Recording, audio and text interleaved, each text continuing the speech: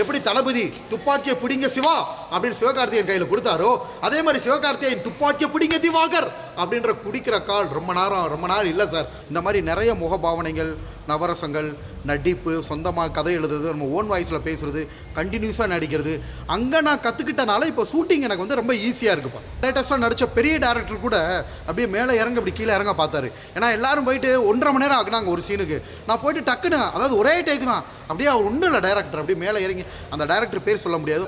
தமிழ் இண்டஸ்ட்ரியில் எந்த ஹீரோ வந்து பார்த்தீங்கன்னா ப்ராப்பராக இருக்கிறது அப்படின்றது ரொம்ப கம்மியாக இருக்குது. பட் அந்த வகையில் நான் வந்து பார்த்தீங்கன்னா கால் ஷீட் கொடுத்தா அந்த நேரத்தை வந்து ரொம்ப கவனமாகவும் அந்த வேலையில் மட்டுமே கவனம் செலுத்தி அந்த டைமில் முடிச்சு கொடுக்குறோம். இந்த வருஷம் பிக் பாஸ் சோசியல் மீடியாவை எங்கே பார்த்தாலும் என்னோட ரீல்ஸ் தான். ஸ்விம்மிங் பூலில் இருந்ததாக இருக்கட்டும், நான் யாரு கூட மிங்கிள் ஆனாலும் அந்த அவங்களுக்கு சேர்ந்து ஹிட்டானாங்க.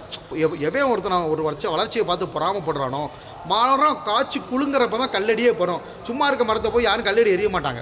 2 வீலரில் போனால் ஒரு பையன் 10th தான் படிப்பான், பைக்லேயே துரத்திட்டு வந்து என்ன பண்ணுறாங்க திவ்யாக்கா, பாண்டிச்சேரியில் முதற்கொண்டு கேட்குறாங்க. பாண்டிச்சேரி போனால் திவ்யா, எங்கே போனாலும் திவ்யா டாப்பிக்கு அந்த டாப்பிக்கை விட்டுட்டு வேறு ஏதாவது போடுவோம் சார். விட்டா திவ்யாவுக்கு ப்ரொமோஷனே திவாகர் ஆகிடுவீங்களே. எஸ்கே சிவகார்த்திகேயன் அண்ணாவுக்கு அப்புறம் குழந்தைங்களை அதிகமாக கேட்ச் பண்ண ஒரே ஸ்டார் வாட்டர்மெலன் ஸ்டார் தான். நம்ம என்ன பண்ணுறோமோ சாப்பிட்டா நின்னா நடந்தா உட்காந்தா எல்லாமே ட்ரெண்ட் ஆச்சு. அதாவது விஜய் சாரோட அரசியல் வாழ்க்கையை பற்றி பேச நான் விரும்பலை. இது வன்மையாக கண்டிக்கத்தக்கது. ஓகேவா? விஜய் சார் வந்து பார்த்தீங்கன்னா அவரோட குடும்ப வாழ்க்கை, அவரோட விவகாரத்தை பற்றி பேசுகிறதுக்கு யாருக்குமே உரிமை கிடையாது. என்னை கூட அப்படி தான் பேசுகிறாங்க. காலையில் ஒரு ஹீரோயின் அவங்களுக்கு கீழே கமெண்ட் பண்ணேன் சார், எல்லோரும் கமெண்ட் பண்ணியிருக்கான். நான் ஒன்றும் கமெண்ட் பண்ணல, ஒரு ஹார்டின் தான் போட்டு விட்டேன். உடனே இவருக்கு ஹார்டின் போட்டார் என்னமோ கொலை பண்ண குட்டுற மாதிரி போட்டாங்க. அட பாவீங்களா, பார்த்திபன் சார் பேசுனதெல்லாம் பெரிய தப்பு.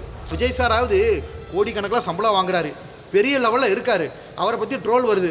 நான் இப்போ தானங்க சினிமா வாழ்க்கையை ஆரம்பிச்சிருக்கேன். எனக்கு இருக்கிறது ஒரே ஒன்று மக்கள் செல்வாக்கு மட்டும்தான். லேட்டஸ்ட்டாக கூட ஒரு போஸ்ட்டில் பார்த்தேன், விஜய் சார் போட்டால் ஏன் போட்டால் 2 பேர் போட்டேன் ஒன்றா போட்டு என்னென்னமோ தப்பாக கட்டுக்கதையெல்லாம் போட்டிருந்தாங்க. Vijay sir fan, Ajith sir ஃபேன்ஸும் ஃப்ரெண்ட்ஸ் ஆகிட்டாங்க. இதைத்தான் நம்மளோட தமிழகமே எதிர்பார்க்குது. இத்தனை சீசன் இருந்தாலும் இந்த மாதிரி ஒரு பிளேயரை கொண்டு வர முடியாது. எத்தனை பேர் எதிர்த்துனாலும் ஒரே ஆளாக ஸ்ட்ராங்காக எல்லாரையும் எதிர்த்து கெத்தாக நின்றுவேன். நான் வெளியில் பிக் பாஸ் விட்டு வெளியில் வந்தது காரணம் சார் விஜய் சாரு அரசியல் போயிட்டாரு, அஜித் சாரு ரேஸுக்கு போயிட்டாரு, சூர்யா சாரு பாம்பேக்கு போயிட்டாரு, அடுத்து இந்த தமிழ் சினிமா உலக யார் காப்பாற்ற போகிறா அப்படின்னு இருக்கிறப்ப இந்த only and one star watermelon star doctor D Divakar பிபிடியோட entry. Do you think you can stop me? Do you think you can stop me? No one can stop me. வணக்கம் தமிழக மக்களே, நான் உங்கள் தமிழ்நாட்டின் நடிப்பு அரக்கன் watermelon star doctor D Diwakar BPT பேசுகிறேன். இப்போ நான் எங்கே இருக்கேன் அப்படின்னு பார்த்தீங்கன்னா மதுரையில் ஒரு திரையரங்குல வடம் அப்படின்னு மாடுபிடி மஞ்சவரட்டு சம்மந்தப்பட்ட ஜல்லிக்கட்டு சம்மந்தப்பட்ட ஒரு படத்துக்கு அந்த விழாவுக்கு வந்து சீஃப் கெஸ்ட்டாக வந்திருக்கேன், அதோட ஸ்பெஷல் ஷோக்கு. ஸோ உங்கள் எல்லாத்தையும் பார்க்குறதுல ரொம்ப சந்தோஷமாக இருக்குது. நிறைய யங்ஸ்டர்ஸ்லாம் வந்து பார்த்திங்கன்னா விசில் சவுண்டு இது எல்லாருக்கும் கிடைக்காது. தேட்டரில் வந்ததுலேயே வந்து பார்த்திங்கன்னா நம்மளுக்கு அதிக விசில் சவுண்டு கிளாப்ஸ்லாம் வந்துச்சு. இது இறைவன் கொடுத்த வரோம், கண்டிப்பாக அதை நல்ல வகையில் பயன்படுத்திக்கலாம். சார் நான் ஸ்கூல் லைஃப்லேயே மதுரையில் வந்து சென்ட் மேரிஸ் ஹையர் செகண்டரி ஸ்கூல்னு ஒரு ஸ்கூலில் படித்தேன். அங்கே 6வது படிக்கிறப்பயே என்னோடய நடிப்பு திறமையை அப்பயே வெளிக்காமிச்சாச்சு சார். என்னோடய ஸ்டாஃப்ஸு ஸ்கூலில் படிக்கிறவங்க நடிப்பு திறமையை பார்த்து அவங்களே வியந்து வாய்ப்புகள் கொடுத்தாங்க. முதல்ல சின்ன விஷயங்கள் நடித்தோம். அப்புறம் தனியாக நானே ஸ்கிரிப்ட் எழுதி நானே நாடக போட்டிகளை நடிக்க ஆரம்பித்தேன். அதோட விளைவு வந்து பார்த்திங்கன்னா எப்போ நாடக போட்டி அப்படின்னு போட்டால் நம்ம ஃபஸ்ட்டு தான். மற்ற போட்டிகளில் கூட ஏற்ற கட்டுரை போட்டி போனால் ஃபஸ்ட்டு வாங்கியிருப்பேன், செகண்டு வாங்கியிருப்பேன். பாட்டு போட்டியில் கூட 2வது ப்ரைஸ் இப்படி வாங்கியிருப்போம். எப்போ போனாலும் ஃபஸ்ட்டு ப்ரைஸ்ன்றது நாடக போட்டி மட்டும்தான். ஸ்கூலில் படிக்கிறப்ப பண்ணையார் கொடுமை அப்படின்னு, ஏன்னா மதுரை சென்ட் மேரிஸ் ஸ்கூலை பொறுத்த வரைக்கும் வந்து பார்த்திங்கன்னா அந்த சீர்திருத்த சம்மந்தப்பட்ட தலைப்புக்கு இவ்வளோ மார்க்கு, அந்த நாடகத்துக்கு கருத்துக்குன்னு மார்க் இருக்குது. அதனால் சமுதாய சீர்திருத்தங்களை பற்றி தான் எடுப்போம். அப்போ வந்து பண்ணையார் அவர் வசதியானவர் இருக்கிற மாதிரியும் நலிவடைந்து எங்களை கொடுமைப்படுத்துகிற மாதிரியும் அதை காமெடி நயத்தில் அதை அப்படியே கலந்து போட்டு எடுத்து ஃபஸ்ட்டு ப்ரைஸ் வாங்கியிருக்கேன்ப்பா. ஏன்னா சென்ட் மேரிஸ் அப்படின்றது மதுரையில் சென்னை லோயலா காலேஜ் இருக்கு இல்லையா, அதுவும் Madurai saint Mary's, Tiruchi saint Joseph, இது 3 சேசு சபை நிறுவனம், ஒரு கல்வி நிறுவனம். ஓகேங்களா? எங்களை பொறுத்த வரைக்கும் கூத்துப்பட்டறையே தேவை கிடையாது. கூத்துப்பட்டறையை அடிக்கிறது தான் மதுரை சென்ட் மேரிஸ். கூத்துப்பட்டறையெல்லாம் ஆக்சுவலாக அதெல்லாம் 100 மடங்கு அடிக்கும். ஏன்னா இதை விட பல திறமையான நபர்களாக இருக்காங்க. என்ன மாதிரி 1000 பேர் இருக்காங்க. பட் கடவுள் என்ன வந்து அடையாளப்படுத்தி கொடுத்துருக்காரு. வெளி உலகத்துக்கு. அதுக்கு ஒரு யோகம் வேணும், கடவுள் நம்மளுக்கு அந்த யோகத்தை கொடுத்துருக்காரு. மற்றபடி வந்து பார்த்திங்கன்னா மதுரை சென்ட் மேரிஸ் அப்படின்றது இந்த மாதிரி நிறைய முகபாவனைகள், நவரசங்கள், நடிப்பு, சொந்தமாக கதை எழுதுறது, நம்ம ஓன் வாய்ஸில் பேசுகிறது, கண்டினியூஸாக நடிக்கிறது, அங்கே நான் கற்றுக்கிட்டனால இப்போ ஷூட்டிங் எனக்கு வந்து ரொம்ப ஈஸியாக இருக்குப்பா. சிங்கிள் டேக் தான் போய்கிட்டு இருக்கு சார். இப்போ நான் லேட்டஸ்ட்டாக நடித்த பெரிய டேரக்டர் கூட அப்படியே மேலே இறங்க அப்படி கீழே இறங்க பார்த்தாரு. ஏன்னா எல்லாரும் போயிட்டு 1.5 மணி நேரம் ஆகுனாங்க ஒரு சீனுக்கு. நான் போயிட்டு டக்குன்னு, அதாவது ஒரே டேக் தான், அப்படியே அவர் ஒன்றும் இல்லை டைரக்டர் அப்படியே மேலே இறங்கி, அந்த டைரக்டர் பேர் சொல்ல முடியாது, அந்த படம் இன்னும் ரிலீஸ் ஆகலை, கூடிய விரைவில் அந்தந்த படம் வர்றப்போ நான் அப்டேட் கொடுக்குறேன். அதே மாதிரி ஒரு பெரிய நட்சத்திரம் ஒரு ஹீரோ கூட நான் பண்ணேன், அவருக்கு எனக்கு காம்பினேஷன் சீனு. அப்போ வந்து பார்த்தீங்கன்னா அவரும் என்னை வெரி குட் அப்படின்னாரு. அந்த லீடிங் டேரக்டருமே பாடாட்டினார், single take artist watermelon star அப்படின்னு கத்துனார். என்னைக்கு அவர் வாய் முகூர்த்தம் வச்சாரோ அன்னையிலேருந்து சிங்கிள் டேக் ஆர்டிஸ்ட்டு நல்லா நடிக்கிறோம் அப்படின்ற பெரிய பெரிய படங்களில் இவர் வந்தாலே பிரச்சனை இல்லாமல் நடிச்சு கொடுத்துட்றாரு அப்படின்ற ஒரு பெரிய ஒரு நல்ல ஒரு பேர் சம்பாரிச்சிருக்கோம் சார். தமிழ் இண்டஸ்ட்ரியில் எந்த ஹீரோ வந்து பார்த்திங்கன்னா கரெக்டாக கால் ஷீட் கொடுத்து அந்த டைமுக்கு நடிச்சு கொடுத்து எக்ஸ்ட்ரா நாள் நடிச்சு கொடுத்து ப்ராப்பராக இருக்கிறது அப்படின்றது ரொம்ப கம்மியாக இருக்குது. பட் அந்த வகையில் நான் வந்து பார்த்திங்கன்னா கால் ஷீட் கொடுத்தா அந்த நேரத்தை வந்து ரொம்ப கவனமாகவும் வேறு எந்த கெட்ட பழக்கங்களுக்கும் நம்ம அடிமையாகாமல் அந்த வேலையில் மட்டுமே கவனம் செலுத்தி அந்த டைமில் முடிச்சு கொடுக்குறோம். அதுலேயும் வந்து டைரக்டருக்கும் ப்ரொடியூசர்ஸ்க்கும் இவங்களுக்குலாம் ரொம்ப தாழ்வாக அந்த வேலையில் மட்டும் குறிக்கோளாக இருப்போம் சார். 1,00,000 லைக் இருக்கும், ஒரு 2,000 பேர் கமெண்ட் பண்ணியிருப்பான். 1,00,000 லைக் தான் அந்த இடத்துல அடிக்குமே தவிர லைக் பண்ணுறவங்கலாம் ஹேட்டர்ஸ் வந்து நம்ம தடுக்கவே முடியாமா. ஹேட்டர்ஸ் வந்து 20% இருந்தாலும் நம்ம வந்து 80% ஃபேன்ஸு. இதுக்கு சிறந்த எடுத்துக்காட்டு பிக் பாஸ். மொதல் வாரத்தில் 1,80,000 ஓட்டு அதிக ஓட்டு வாங்கின ஒரே ஸ்டார் வாட்டர்மெலன் ஸ்டார் தான். பிக் பாஸில் நீங்களே பார்த்துருப்பீங்க, நான் இருந்த 6 வாரங்களே நான் தான் நம்பர் 1 இருந்தேன், ஓட்டுக்களில் நம்பர் 1 இருந்தோம். ஓட்டால் நம்மளை வீழ்த்தவே முடியாது. ஓகேங்களா, நாமினேஷன் யாருக்கு குத்தினாலும் குத்து, நான் நாமினேஷன் போகிறேன், என்னோடய கோ கண்டஸ்டண்ட்டுக்கு நாமினேஷன் பாஸை விட்டு கொடுத்துட்டு நான் போய் நின்னேன். பிக் பாஸில் நம்ம தான் கண்டஸ்ட் கிங்காக இருந்தோம், கண்டென்ட் கிங்காக இருந்தோம். இது எதுக்கு நான் சொல்ல வரேன்னா, அவ்வளோ மக்கள் நம்மளை ரசிக்கிறாங்க. ஹேட்டர்ஸ்ன்றது 20%. பிக் பாஸில் போனவுடனே எல்லாருக்கும் முகம் தெரிஞ்சது யார்? போன வருஷம் நீங்கள் எல்லோரும் மீடியா பீப்புளு, போன வருஷம் பிக் பாஸ் இருந்ததே யாருக்காவது தெரியுமா? யாருக்குமே தெரியல. சோசியல் மீடியாவில் வந்து இவ்வளோ வைரல் ஆகலை. பட் இந்த வருஷம் பிக் பாஸ் சோசியல் மீடியாவை எங்கே பார்த்தாலும் என்னோடய ரீல்ஸ் தான். ஸ்விம்மிங் பூலில் இருந்ததாக இருக்கட்டும், நான் யாரு கூட மிங்கிள் ஆனாலும் அந்த அவங்களும் சேர்ந்து ஹிட்டானாங்க. இதுதான் உண்மை, இதுதான் சத்தியம். ஓகேங்களா. ஸோ ஹேட்டர்ஸ்ன்றது 20%, 80% ஃபேன்ஸ் இருக்காங்க. இதுதான் உண்மையான வளர்ச்சி. ஹேட்டர்ஸ் இல்லாமல் ஒருத்தர் வளர்ந்து வர்றான்னா அது ஒரிஜினல் வளர்ச்சியே கிடையாதுமா. ஒருத்தன் பார்த்து எவன் ஒருத்தனை ஒரு வளர்ச்சியை பார்த்து பொறாமப்படுறானோ, மரம் காய்ச்சி குலுங்கிறப்ப தான் கல்லடியே போகிறோம். சும்மா இருக்க மரத்தை போய் யாரும் கல்லடி எறிய மாட்டாங்க. நம்ம தான் ஜெயிக்கணும் அப்படின்னு நிறைய பேர் ஆசைப்பட்டாங்க. மக்கள்கிட்ட ஓட்டு நம்மளுக்கு தான் அதிகமாக விழுந்துச்சு. எல்லாத்தையும் தாண்டி வந்து மக்கள்கிட்ட நம்ம போய் இடம் பிடிச்சிட்டோம். அது ஒரு நம்மளுக்கு கிடச்ச ஒரு பெரிய வெற்றி. நம்மளோட பெரிய வெற்றியை மக்கள்கிட்ட இடம் பிடிச்சது, அது ஓகே. அதுக்கப்புறம் எல்லாத்தையும் தாண்டி வெற்றி தோல்வி அப்படின்றது சகஜம். நம்ம அதை எய்ம் பண்ணி போகல. நான் எய்ம் பண்ணி போனது எனக்கு ஆக்சுவலாக தெரியல. நான் உள்ளுக்குள்ளே போனது இவர் தான் title winner. Even cool Suresh அண்ணாவாக இருக்கட்டும், எல்லா பிக் பாஸ் ரிவ்யூவருமே ஓட்டை பார்த்துட்டு ஆடி போயிட்டாங்க. ஏன்னா முதல் வாரத்திலே 1,00,000 ஓட்டு. ஏன்னா ஒரு சிலருக்கு ஓட்டு வந்து எடுத்த எடுப்பில் இவ்வளோ ஓட்டுகள் யாருக்குமே உழுகாது. அதிக ஓட்டுகள்லாம் பார்த்துட்டு நிறைய பேர் கொஞ்சம் மிரண்டு போய் ஆடி போய் தான் இருந்தாங்க. இப்போ நாங்கள்லாம் ஆரம்பத்தில் கஷ்டப்பட்டோம் சார். இப்போ பிக் பாஸ் ஹவுஸில் ஒட்டு மொத்தமாக நான் 60 நாள் இருந்திருப்பேன். ஆரம்பத்தில் 6 வாரம் இருந்தோம் இல்லையா, அந்த 45 நாள் நாங்கள் பட்டது சார். சாப்பாடு எங்களுக்கு கிடையாது. முதல் வாரம் டாய்லெட்டுக்கே டிஷ்யூ பேப்பர் தான் சார் யூஸ் பண்ணோம். ரொம்ப கஷ்டமான டாஸ்கில் நாங்கள் பண்ணோம். வைல்ட் கார்டில் வந்தவங்க 1 மாதம் கழிச்சு தான் வர்றாங்க. இப்போ டைட்டில் வின்னரே எடுத்துக்கிட்டாலும் திவ்யா மேக்ஸிமம் எவ்வளோ நாள் இருந்திருப்பாங்கன்னா ஒரு 75 டேஸ் 76 டேஸ் இருந்திருப்பாங்க. நான் அவங்கள யாரையும் தப்பாக சொல்லவில்லை. இப்போ சாண்ட்ராக்கா ஒரு 60 நாள் இருந்திருப்பாங்கன்னு வைங்க, 62 டேஸ். மற்ற அந்த வைல்டு கார்டில் வந்தவங்க லேட்டாக தான் வந்தாங்க. ஆரம்பத்தில் அதிகமாக கஷ்டப்பட்டவங்க நாங்கள் தான். ஓகேங்களா. வைல்ட் கார்டு என்ட்ரிக்கு முன்னாடி சார் டாய்லெட்டுக்கு டிஷ்யூ பேப்பர் அது மாதிரி கொடுமை எதுவும் கிடையாது. 4வது வாரம் சாப்பாடே இல்லை. ஓகேங்களா. அதே மாதிரி அந்த ஹோட்டல் டாஸ்க் வச்சாங்க. அதுலலாம் நாங்கள் 24 மணி நேரம் முழிச்சிருந்தோம். நான் கூட தூங்கி விழுவேன். எல்லோரும் கிண்டல் சோசியல் மீடியா ஃபுல்லாக ட்ரோலாக இருக்கும் பார்த்துக்கிங்களா. ஸோ கஷ்டமான டாஸ்க்கை மொதல் 6 வாரம் தான் ரொம்ப கஷ்டமான டாஸ்க்கு. அதுக்கப்புறம் வர்றப்பெல்லாம் சாப்பாடெல்லாம் உங்களுக்கு ஈஸியாக கொடுத்துட்டாங்க. சாப்பாடு இல்லாமல், தூக்கம் இல்லாமல், தண்ணி இல்லாமல் கஷ்டப்பட்டது ஆரம்பத்தில் வந்த கண்டஸ்டண்ட்டு. ஓகேங்களா. ஸோ நாங்கள் தான் ரொம்ப கஷ்டப்பட்டோம். நாங்கள் எங்களில் யாராவது ஒரு ஆள் வின் பண்ணி இருந்திருக்கலாம். எனிவே திவ்யா வந்து எனக்கு ரொம்ப பிடிக்கும். அவங்க வின் பண்ணதில் எனக்கு எந்த ஆட்சேபனையும் இல்லை. 2 வீலரில் போனால் ஒரு பையன் 10th தான் படிப்பான், பைக்லேயே துரத்திட்டு வந்து என்ன பண்ணுறாங்க திவ்யாக்க பாண்டிச்சேரியில் முதற்கொண்டு கேட்குறாங்க. பாண்டிச்சேரி போனால் திவ்யா, இங்கே எங்கே போனாலும் திவ்யா டாப்பிக்கு அந்த டாப்பிக்கை விட்டுட்டு வேறு ஏதாவது போடுவோம் சார். விட்டா திவ்யாவுக்கு ப்ரொமோஷனே திவாகர் ஆக்கிடுவீங்களே. பாரு கூட வந்து பார்த்தீங்கன்னா அது ஒரு பெரிய பாண்டு சார். மொதல் 6 வாரம் வந்து 2 பேரும் ஒரு ஆளை விட்டு கொடுக்காம அது எப்படி சரியான ஸ்ட்ராங்கான பாண்டு பாரு கூட இருந்தது. திவ்யாவுடையுமே வந்து ஒரு 2 வாரத்தில் அவங்களுமே நான் பிக் பாஸில் இருந்து 2 வாரம் எங்கள் கூட தான் இருந்தாங்க, நல்லா க்ளோஸாக தான் இருந்தாங்க. கடைசி 2 வீக்ஸுமே ரொம்ப அவங்க சந்தோஷமாக தான் இருந்தாங்க. அது ஒரு வகையான பேண்டு. இதில் எப்படி சொல்கிறது, பிரிச்சு சொல்கிறது, குழந்தைங்களை கேட்ச் பண்ணிட்டோம். நல்ல வரவேற்பு. எஸ்கே சிவகார்த்திகேயன் அண்ணாவுக்கு அப்புறம் குழந்தைங்களை அதிகமாக கேட்ச் பண்ண ஒரே ஸ்டார் வாட்டர்மெலன் ஸ்டார் தான். பிக் பாஸ் ஹவுஸில் எத்தனையோ பேர் இருந்தாங்க. அதிகமாக ட்ரெண்ட் ஆனது நடிப்பு அரக்கன், அதுதான் ஓகேங்களா. அதிகமாக ட்ரெண்ட் ஆனது ஸ்விம்மிங் ஃபுல் தான். நம்ம போட்ட ஓன் ஸ்டெப்பு. நிறைய பேர் பிக் பாஸ் ஹவுஸில் நீங்கள் எல்லாரும் பார்த்துருப்பீங்க, நம்மளை வச்சு தான் அவங்க ட்ரெண்டாக ட்ரை பண்ணியிருப்பாங்க. நான் யாரை வச்சுமே ட்ரெண்ட் ஆகலை, ஏன் ஓன் ஸ்டைல் தான் அங்கே ட்ரெண்ட் ஆகிருக்கும். ஓகேங்களா. நான் என்ன ஸ்டெப்பு போடுறோன்னா அதுதான் அது ட்ரெண்டு. டான்ஸு நீங்கள் பார்க்காததில்ல, யார் எந்த டான்ஸர் பிக் பாஸில் ஆடி அது ட்ரெண்ட் ஆச்சு? கிடையவே. ஒன்று நான் ஆடினது ட்ரெண்ட் ஆச்சு, இன்னொன்று அரோரா ஆடினது 6-7 வாரத்துக்கு அப்புறம் தான். பட் நான் பண்ணதான் ஆரம்பத்தில் ஃபுல்லாக ட்ரெண்டு. இதுதான் உண்மை, இதுதான் சத்தியம். ஓகேங்களா. நம்ம என்ன பண்ணுறோமோ சாப்பிட்டா நின்னா நடந்தா உட்காந்தா எல்லாமே ட்ரெண்ட் ஆச்சு. குலதெய்வம் தான் வந்து கள்ளிக்குடியில் இருக்குது. பட் மதுரை வந்து ப்ராப்பர் பாரு வந்து மதுரை ப்ராப்பர் மதுரை. அதாவது விஜய் சாரோட அரசியல் வாழ்க்கையை பற்றி பேச நான் விரும்பலை. ஏன்னா அரசியலை பற்றி எனக்கு தெரியாது, அதனால தான் விரும்பலைன்னு சொல்கிறேன். ஆனால் விஜய் சாரோட பொது வாழ்க்கையை பற்றி ரொம்ப தவறுதலாக வந்து நிறைய பேர் ப்ரொஜெக்ட் பண்ணிக்கிட்டு இருக்காங்க. இது வன்மையாக கண்டிக்கத்தக்கது. ஓகேவா. விஜய் சார் வந்து பார்த்தீங்கன்னா அவரோட குடும்ப வாழ்க்கை, அவரோட விவகாரத்தை பற்றி பேசுகிறதுக்கு யாருக்குமே உரிமை கிடையாது. இப்போ பிக் பாஸ் ஜூலிலாம் பார்த்தீங்கன்னா விஜய் சாரை பற்றி பேசினா நம்ம ஃபேமஸ் ஆயிடுவோம், நம்ம பெரிய ஆள் ஆயிடுவோம் அப்படின்ட்டு நிறைய பேர் தெரிஞ்சும் தெரியாமல் அவரோட குடும்ப வாழ்க்கை, தனிப்பட்ட வாழ்க்கை முறையை பற்றி சுஜித்ரா மேடம் தெரியுமா, சிங்கர் சுஜித்ரா மேடம் பேசுகிறதுலாம் எனக்கு டோட்டலாக அதிருப்தி. யாருக்குமே சத்தியமாக தெரியாது கணவன் மனைவிக்குள்ளே என்ன நடந்துச்சு, அவங்க குடும்பத்தில் என்ன பிரச்சனை, அவங்களோட வாழ்க்கை முறையே நம்மளுக்கு தெரியாது. இப்போ என்ன நடக்குது ட்ரெண்டாக அப்படின்னு பார்த்தீங்கன்னா, சோசியல் மீடியாவில் நிறைய யூடியூப் சேனல்கள் பணம் கொடுத்து சில பேரை வர வச்சு இது ட்ரெண்டாக அந்த விஷயம் போய்கிட்டு இருக்கு, இவங்களை பற்றி தப்பாக பேசுங்க அப்படின்னு பேச வச்சு அதன் மூலிமா ட்ரெண்டாகி காசு சம்பாதிக்கிறாங்க, பேர் சம்பாதிக்க நினைக்கிறாங்க. ஸோ இது வந்து பார்த்தீங்கன்னா ஒரு வன்மையாக கண்டிக்கத்தக்கக்கூடிய ஒரு விஷயம். இப்போ எனக்கே இந்த இன்சிடென்ட் நடந்திருக்கு. நம்மளோட பர்சனல் லைஃப்பை பற்றி தெரியாமல் இவர் அப்படி இப்படி நீங்கள் கூட லேட்டஸ்ட்டாக இன்டர்வியூ எடுத்து போட்டீங்க. வேணும்னே வந்து பார்த்தீங்கன்னா 35 வயசை வந்து 10 வருஷத்துக்கு கூட போட்டாங்க.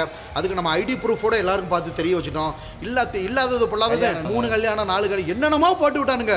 எங்க கல்யாணம் ஆகி குழந்தையெல்லாம் இருக்குன்னு போட்டாங்க. என்ன ரீசன்னா அதே மாதிரி தான். ஆக்சுவலாக விஜய் சாராவது கோடிக்கணக்கில் சம்பளம் வாங்குறாரு, பெரிய லெவலில் இருக்கார், அவரை பற்றி ட்ரோல் வருது. நான் இப்போ தானங்க சினிமா வாழ்க்கையை ஆரம்பிச்சிருக்கேன். என்னை விஜய் சாருக்கு ஈக்குவலாக ட்ரோல் பண்ணி அவருக்கு வர்ற கிசுவும் வாட்டர்மெலன் ஸ்டாருக்கு வர்ற கிசுவும் ஒன்றா இருக்குது. அதுதான் கஷ்டமாக இருக்குது. விஜய் சார் கோடிக்கணக்கில் சம்பளம் வாங்குறாரு, புகழின் உச்சியில் இருக்கார். அவர்கிட்ட இப்போ அரசியல் கட்சியை ஆரம்பித்து மக்கள்கிட்ட பெரிய செல்வாக்கில் இருக்கார். எனக்கு இருக்கிறது ஒரே ஒன்று மக்கள் செல்வாக்கு மட்டும்தான். நம்ம விஜய் சார் அளவு படைப்பலமோ கிடையாது. ஆனால் அவருக்கு விஜய் சாருக்கு என்ன ட்ரோல் வருதோ அதே மாதிரி தான் என்னையும் பேசுகிறாங்க.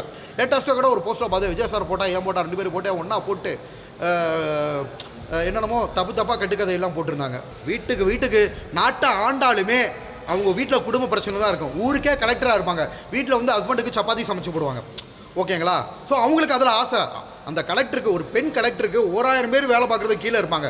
ஆனால் அந்த பெண் கலெக்டர் வீட்டுக்கு போனால் கணவனுக்கும் மனைவிக்கும் குழந்தைங்களுக்கும் அவங்க வேலை செஞ்சு சோறு ஊட்டுறதுல அவங்களுக்கு ஒரு சந்தோஷம். ஓகேங்களா. கிசு வீட்டுக்கு வாசப்படி தான். அதில் முதலமைச்சர், பிரதம அமைச்சர் எல்லாரும் மனிதர்கள் தானே சார். நான் ஃபஸ்ட்டு ரஜினிகாந்த் சாரை பிடிக்கும். அதுக்கப்புறம் வந்து தீவிர அஜித் ஃபேனாக இருந்தோம். அஜித் சாரோட ஃபேனு. விஜய் சார் நல்ல மனுஷன் தான் சார். விஜய் சார் ஃபேனுன்றது, அஜித் சார் ஃபேனுன்றதுக்காக விஜய் சார் வந்து வெறுக்க முடியாது. அவர் நல்ல மனிதர், ஒரு நல்ல மனிதர், அவருக்குன்னு ஒரு ஹை குவாலிட்டி இருக்குது, ஒரு பெரிய லெவலில் வளர்ந்து வர்றாரு. ஈவன் விஜய் சார் அஜித் சாருமே நாளைக்கு ஃப்ரெண்ட்ஸாக போயிடுவாங்க. ஓகேங்களா. Vijay sir fan Ajith sir ஃபேனுன்னு இளைஞர்கள் வந்து பார்த்திங்கன்னா சண்டை போடுறது அது வந்து பெரிய ஒரு வகையான முட்டாள்தனம், அது வந்து ஒரு அறியாமை. பட் இப்போ அது கிடையாது. Vijay sir fan Ajith sir ஃபேன்ஸும் ஃப்ரெண்ட்ஸ் ஆகிட்டாங்க. இதைத்தான் நம்மளோட தமிழகமே எதிர்பார்க்குது. விஜய் சாரோட மகன் வந்து பெரிய டேரக்டர் ஆகிட்டார். அதுக்கப்புறம் வந்துட்டு இன்னொரு பொலிட்டிஷியன் பேர் அவங்க மகன் வந்து பெரிய ப்ரொடியூசர் ஆகிட்டார். அவங்க வேலையை பார்த்து பெரிய லெவல் போயிட்டே இருப்பாங்க. நீங்கள் இவங்களெல்லாம் பேசி அடிச்சுக்கிட்டு நீங்கள் தான் உங்களோட வாழ்க்கை தரத்தை குறைச்சிக்கிறீங்கன்றாங்க. உண்மை அதுதான். உலக வரலாற்றிலே, தமிழ் வரலாற்றிலேயே பிக் பாஸ் கண்டஸ்டண்ட்டுக்கு கிடைக்காத பேரும் புகழ் எனக்கு கிடைச்சிருக்கு. எனக்கு அது போதும். இந்த டைட்டில் வின்னரே வேணாம் சார்.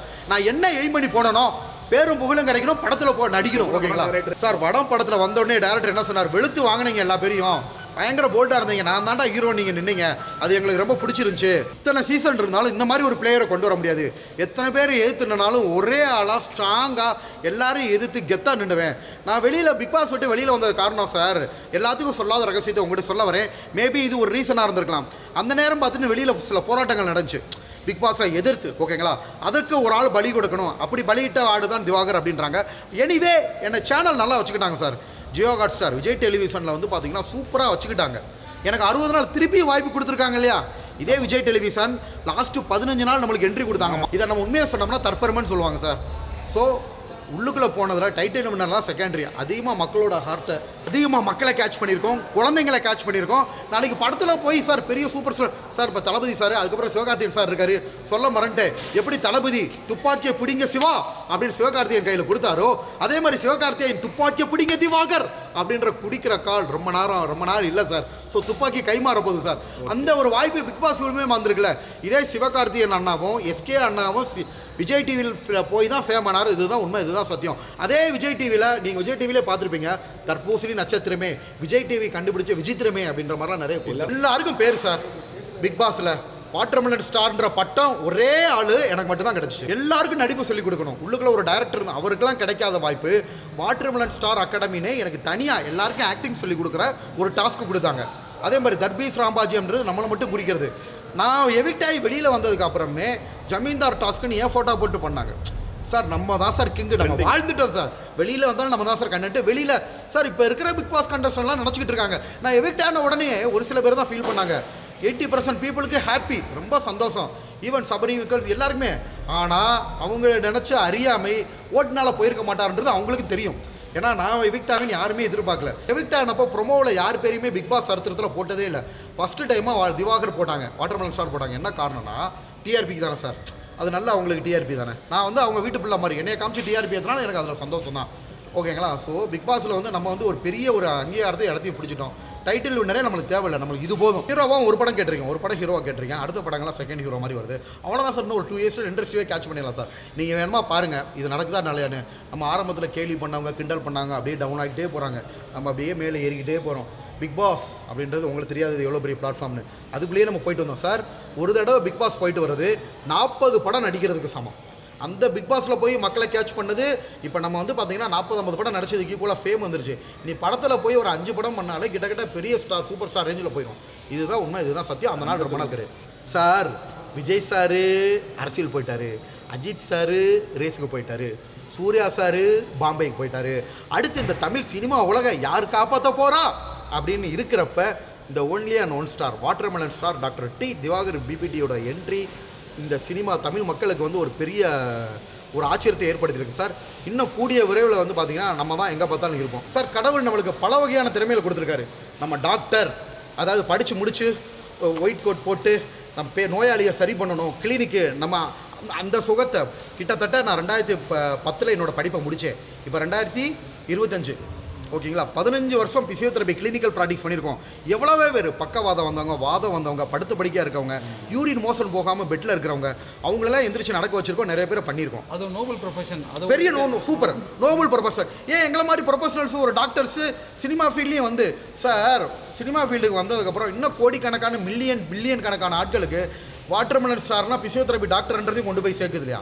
எங்கே போனாலும் என்ன சொல்கிறாங்க, டாக்டர் திவாகர் பிபிடி. நான் படித்த படிப்பையும் டாக்டர் ப்ரொஃபஷனையும் இந்த சினிமா துறை வந்து இன்னும் தூக்கி கொடுக்குது சார். சினிமாவில் நடித்தோமா, ஹீரோ ஆனோமா, நம்ம முடிஞ்ச வரைக்கும் படம் நடிப்போம். அதுக்கப்புறம் ஒரு ஹாஸ்பிட்டலை கட்டி பிசியோதெரபி கீழே ஒரு 10 டாக்டரை போட்டு, ஓகேங்களா, ஒரு கெத்தாக நின்று அந்த மாதிரி இருந்துட்டு போயிடுவோமே. எல்லாருக்கும் அப்படி பண்ணோம்னா, ஏன்னா ஒரு நான் டாக்டர் ஹாஸ்பிட்டல் கட்டுறேன்னா நான் லோன் வாங்கி கட்டுவேன், நான் ஸ்டாஃபுக்கு சம்பளம் கொடுக்கணும், கரண்ட் பில்லு கட்டணும், மெயின்டெனன்ஸ் பார்க்கணும், நான் சாப்பிடணும், இப்படி பல வகையில் இருக்கு இல்லையா?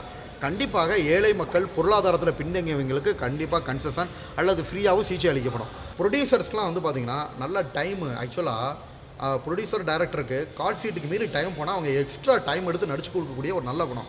அதுக்கெலாம் பேமெண்ட்லாம் வாங்க மாட்டாங்க. இவங்ககிட்ட எவ்வளவோ குவாலிட்டியான குணம் இருக்குது. அந்த குவாலிட்டியான குணங்கள்லாம் விட்டுவிட்டு சும்மா திருசா மேடம் விஜய் சார் கூடயே சேர்த்து வச்சு கான்ட்ரவர்சி பண்ணிக்கிட்டு இருக்காங்க. எனக்கு ஒன்றுமே புரியல.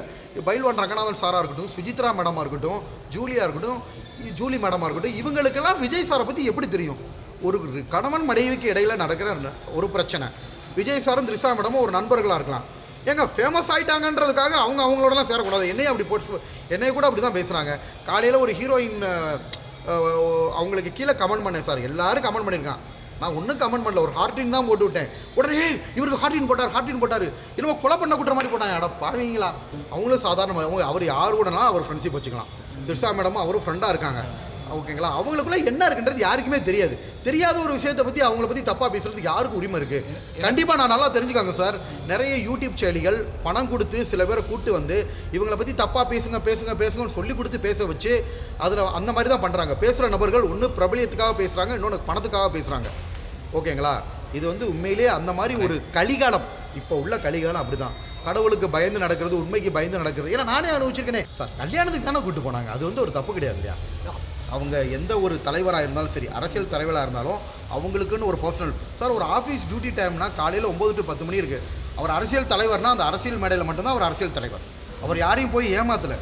அவர் பிடிச்சிருந்து ஒரு சிலர்கிட்ட நட்பு வச்சுக்கிறாரு அவங்களோட. இல்லை சார், அது தப்பு.